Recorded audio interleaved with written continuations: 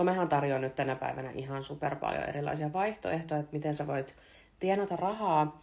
Ja siis jengi aina tulee kysyä multa, että hei, Rosaliina, miten sä teet rahaa somessa?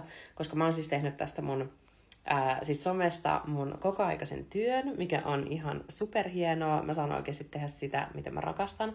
Niin monet tulee kysyä, että hei, miten sä oot tehnyt ton? Niin mä kerron nyt. Tosi monet etsii siis tietoa, että miten voi aloittaa ja mitä kannattaa tehdä, jotta saa mahdollisimman nopeasti sitä rahaa.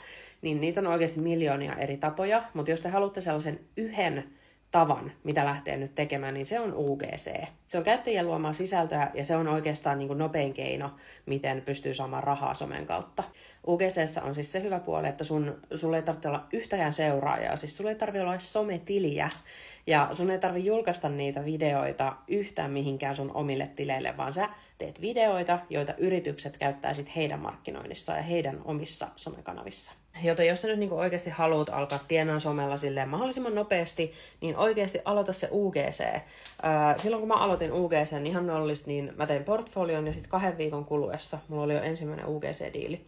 Ja nyt mun valmennuksessa on ollut siis ihan kaiken ikäisiä ja sielläkin on jo muutamat tyypit saanut 2 viikon sisään UGC-diilit. Sitten osa on saanut kuukauden sisään. Siis ihan niin kuin, se on oikeasti niin kuin, mä en ymmärrä, miksi niin kuin jengi ei lähde tekemään tuota UGCtä, koska se on oikeasti nopein keino. Kaikki haluaa tehdä kaupallisia yhteistyötä, mutta kun ne ei tajua, että siihen täytyy oikeasti käyttää ihan super paljon aikaa, se tarvitsee siihen tuhansia seuraajia, tai ainakin 1000 ja sellaista sitoutunutta seuraajaa, niin se on niin paljon pitkäveteisempää. Mutta UGC:llä sä voit oikeasti 2 viikossa saada jo sun ekan UGC-diilin. Niin jos sä kaipaat siihen apuun, niin liity mun UGC-valmennukseen. Se linkki löytyy tuolta mun profiilista.